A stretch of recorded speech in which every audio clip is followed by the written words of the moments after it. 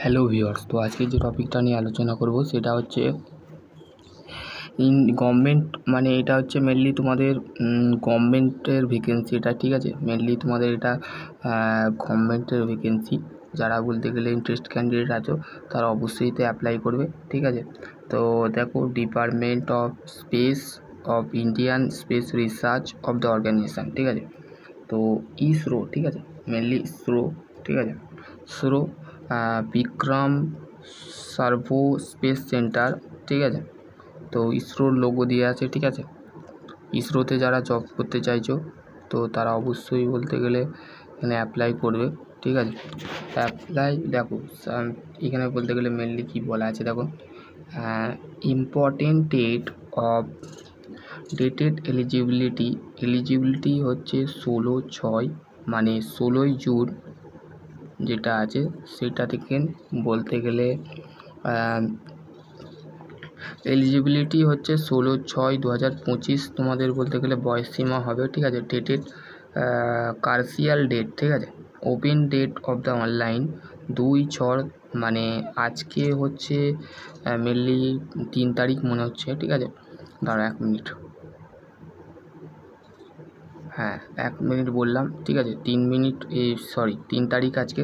তো গতকাল বলতে গেলে স্টার্ট হয়ে গেছে।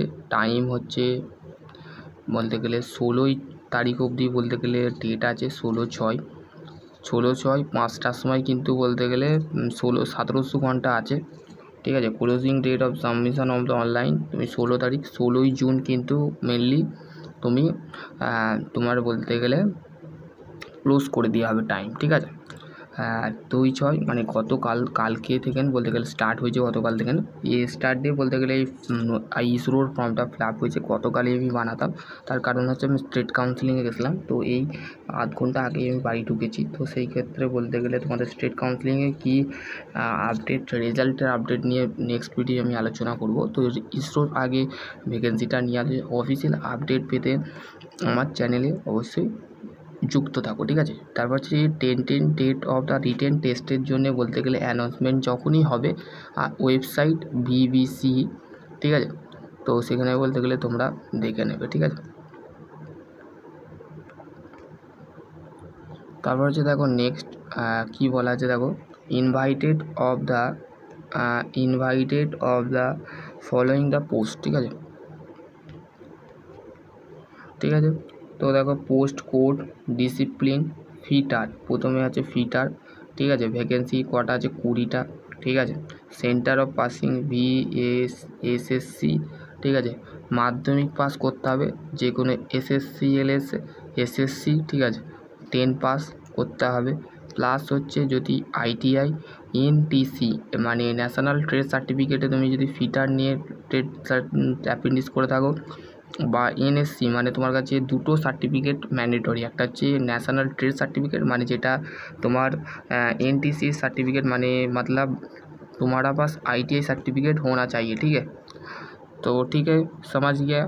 हिंदी में बोल रहा हूँ, मतलब कोई हिंदी कैंडिडेट है, फिजिकल रिक्रूटमेंट जिसका शारीरिक जो है ना, फिजिकली जो होता है ST WBNL এগুলো একটু পড়ে নেবে, ঠিক আছে। তারপরে হচ্ছে মেনলি তোমার 1 মিনিট দেখো, এখানে বলতে গেলে জেনারেল ইনস্ট্রাকশান কী আছে দেখো, একটা এখানে বলতে গেলে মেনলি কী করতে হবে সেখানে general fitter and the operation forging ruling sampling and allow mechanical interlization assemble hardening, ঠিক আছে।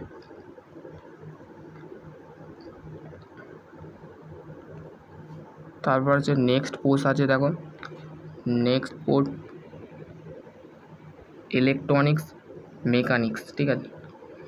11টা পোস্ট আছে, ঠিক আছে। এখানে মাধ্যমিক পাস করতে হবে, প্লাস হচ্ছে এখানে ITI ইলেকট্রনিক্স মেকানিক্স ট্রেড নিয়ে যদি তুমি করে থাকো সেই ক্ষেত্রে তুমি এখানে পাবে। মেজারিং টেস্টিংস, এখানে দেখো কী কী করতে হবে, প্যাকেজিং কম্পাউন্ডেন্ট টেস্টিংস প্রোডাকশান ইলেকট্রিক্যাল অ্যান্ড তারপরে হচ্ছে ইকুইপমেন্ট ETC, ঠিক আছে। যারা টার্নার ট্রেড আছো ঠিক আছে। মেনলি তালনার ট্রেড আছে, ইউআর থেকে 2টো, 6টা পোস্ট আছে, ইউআর ক্ষেত্রে 2টো, 3টে, 6টা, একটা ভিভিসি, ঠিক আছে। মাধ্যমিক পাসের সাথে তোমাকে টার্নার ট্রেড নিয়ে, মানে 2 বছরে যারা আইটিআই করেছো টার্নারে, তো দেখো সিএনসি প্রোগ্রামিং তোমাদের এইগুলো জব রোল থাকবে, ঠিক আছে। তারপর হচ্ছে মেশিনিস্ট নিয়ে তোমরা বলছিলে যে দাদা মেশিনিস্ট নিয়ে তুমি জব আনছো না, মেশিনিস্ট নিয়ে দাদা কোনো ট্রেডের সবাই ফিটার, ইলেকট্রিশিয়ান, তুমি তো ভিডিও আনো, ডিপ্লোমার ভিডিও আনো, তো মেশিনিস্টের ক্ষেত্রে খুব দুর্দান্ত একটা ভ্যাকেন্সি, ঠিক আছে। মেনলি দেখো মাধ্যমিক পাসের সাথে তুমি আইটিআই যদি মেশিনিস্ট ট্রেড নিয়ে করো, যেখানে বলতে গেলে স্টাডি অফ ড্রয়িং, আইডেন্টিফাই, লেথ, এই সমস্ত কাজ করতে হবে, ঠিক আছে। তারপরে হচ্ছে আমাদের বলতে গেলে ইলেকট্রিশিয়ান, ঠিক আছে। এইটা হচ্ছে আমার মাই ফেভারিট ট্রেড ছিল আইটিআই, তো আমি ফিটার নিয়ে করে ফেলেছি, ঠিক আছে। করার ছিল ইচ্ছা, আইটিআই এনটিসিটি মানে ন্যাশনাল ট্রেড সার্টিফিকেট হতে হবে, ঠিক আছে। ইনস্টলেশন অপারেশান, তারপর হচ্ছে ইলেকট্রনিক্স, ইলেকট্রিক্যাল, তারপর হচ্ছে দেখো ইলেকট্রো প্লেটার ওয়েল্ডার, ঠিক আছে। আমাদের ওয়েল্ডারের কিন্তু ইসরোর তরফ থেকে ওয়েল্ডারের ভ্যাকেন্সি বেরিয়েছে, যেখানে 2টো পোস্ট, ঠিক আছে। তো এখানে মাধ্যমিক পাস করতে হবে। Various of welding, ground of the fight system, MRAC, ঠিক আছে। রেফ্রিজারেশান এয়ার কন্ডিশনের তরফ থেকে বলতে গেলে যারা রেফ্রিজারেশান এয়ার কন্ডিশন আছো ট্রেড, এখানে বলতে গেলে তোমরা জব পাবে, একটা পোস্ট আছে, ঠিক আছে, এমআরএসি, ঠিক আছে। Mechanics of refrigeration air condition trade, ঠিক আছে। Operation serving maintenance and refrigeration and air condition, ঠিক আছে। Mechanics and motor vehicles, mechanic diesel, ঠিক আছে, মেকানিক ডিজেল। এখানে মাধ্যমিক সাথে উচ্চ মাধ্যমিক কী জব রোল আছে, জব রোল আছে তোমাকে repairing of maintenance a security of field, তারপর আছে ফটোগ্রাফি, কার্পেন্টার, মেকানিক্যাল, ঠিক আছে।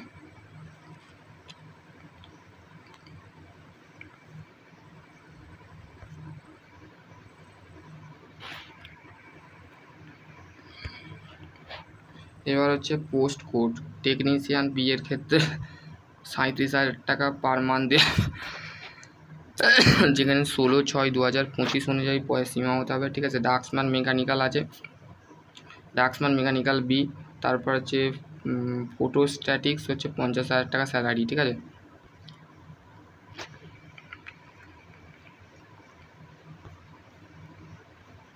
এবার হচ্ছে তোমাদের 1 মিনিট, এবার হচ্ছে সিলেকশন প্রসেস, ঠিক আছে, কীভাবে তোমার সিলেকশানস হবে। The selections of the constants of the written test and skill test, ঠিক আছে। তোমার সিলেকশানস কী হবে, তোমাকে একটা পরীক্ষা দিতে হবে, যেখানে সিবিটি টেস্ট হবে, ঠিক আছে। মেনলি সিবিটি টেস্ট হবে, আর স্কিল টেস্ট মানে তুমি যেটা আইটিআইয়ে তুমি যে করেছো সেইটাই কিন্তু এখানে তোমাকে স্কিল টেস্ট দিতে হবে, মানে তোমার দক্ষতাটা দেখবে, প্র্যাকটিক্যালের যে দক্ষতাটা সেটা তোমাকে এখানে দেখবে, ঠিক আছে। দেখো তারপরে কি বলেছে next point, from the amongst of the qualify the skill test of the employment of the will be done in the order the obtain the try of the written score, the academic score of the notify the qualification of the try baker, ঠিক আছে। Please note the prescribe the post advisors of the minimum requirement same does not that automatically of the make of the candidate eligibility for the selection। তারপর আছে only of the national need, মানে তোমাকে ভারতের নাগরিক হতে হবে মাত্র, ঠিক আছে। Non international of the corresponding of the will be written, ঠিক আছে। তারপরে দেখো বলতে গেলে কি দিয়েছে, তারপর যে রিটেন টেস্ট কী হবে, ফার্স্ট অফ অল যে পয়েন্টটা বলেছে 80 মাল্টি চয়েস কোশ্চেন, মানে 80টা তোমার এমসিকিউ থাকবে, ঠিক আছে, এমসিকিউ থাকবে, ঠিক আছে। The syllabus will be test of the summary of the duration of the 90 মিনিটের পরীক্ষা হবে, ঠিক আছে। 90 মিনিট পাসেস ক্যাটাগরি, তারপরে হচ্ছে তোমাদের কী বলেছে 1 mark will be correct, the will B negative marking of the 0.33 per mark of the wrong answer, মানে তুমি যদি একটা ভুল করো তার ক্ষেত্রে বলতে গেলে 0.33 মার্কস, ঠিক আছে। মানে একটা ফর্ম যদি ভুল করে, ঠিক আছে। For the UR category of 32 to 80 marks, 32 to 80 marks, তারপর হচ্ছে 80 marks, the ratio of the skill test of 1:5, ঠিক আছে। 10 ক্যান্ডিডেট মানে 10টা ক্যান্ডিডেটকে, মিনিমাম 10টা ক্যান্ডিডেটকে 1.5 স্কিল টেস্ট দিতে হবে, ঠিক আছে। তারপরে দেখো কী বলেছে, skill test will be qualify the nature only, মানে স্বাভাবিকভাবে বলতে গেলে যে কোয়ালিফাই করবে, the minimum marks of the require of the qualify, 100-র মধ্যে 50 তোমাকে তুলতেই হবে, ঠিক আছে। ইউআরের ক্ষেত্রে 100-র মধ্যে মানে 100-র মধ্যে 40 পেতে হবে, ঠিক আছে। আর 100-র মধ্যে 40 পেতে হবে। আর কোয়ালিফাই ইউআর ক্ষেত্রে হচ্ছে রিজার্ভ ক্যাটাগরির ক্ষেত্রে হচ্ছে 100-র মধ্যে 40, আর ইউআরের ক্ষেত্রে হচ্ছে মানে জেনারেল ক্যাটাগরি মানে যারা থাকে তাদের ক্ষেত্রে 100 থেকে 50, ঠিক আছে। এখানে কী বলেছে দেখো, ক্যানভাইজেশনস অফ ডিসকোয়ালিফাই, ঠিক আছে, ডিসকোয়ালিফাই।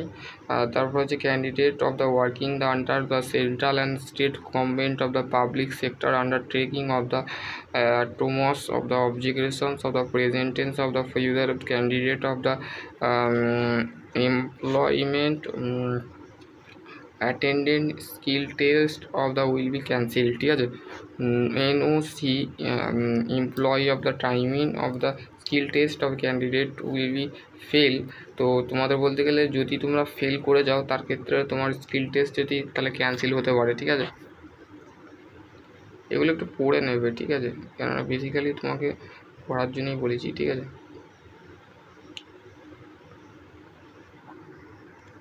এবার হচ্ছে তোমার কি বলেছে দেখো, application of submitted of the information, payment of application of fee, ঠিক আছে। দেখো পেমেন্ট কী করতে হবে, দেখো initially of the application of the pay of the কত 500 টাকা তোমাকে পে করতে হবে, ঠিক আছে। 500 টাকা তোমাকে পে করতে হবে, ঠিক আছে। 500 রুপিস, ঠিক আছে। Male of schedules of the schedule tribe, ঠিক আছে। Full pay of the submitted of service change of the promotions of the candidate.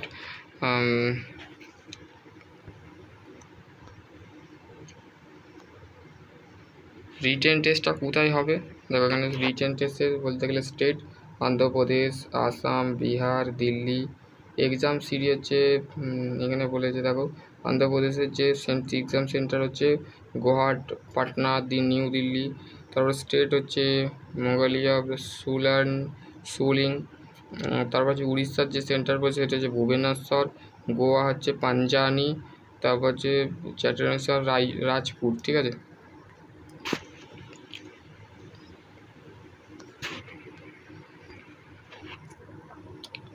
তারপর যে গুজরাটের হচ্ছে আহমেদাবাদ, ঠিক আছে। হরিয়ানা, পাঞ্জাব, এগুলো একটু দেখে নেবে তোমাদের যদি যারা हरियाणा पंजाब से देख रहे हो तो उसका इधर सेंटर इस रूम में किधर पड़ेगा, तो इधर बोला है, ठीक है।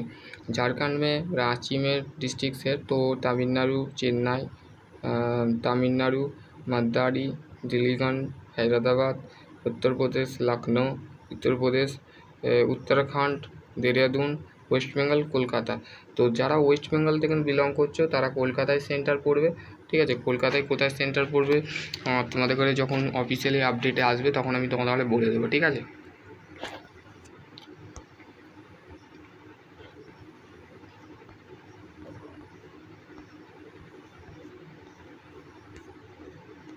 তো আশা করছি তোমরা submission application upon line registration of the provide of the online registration number, ঠিক আছে। তোমাদের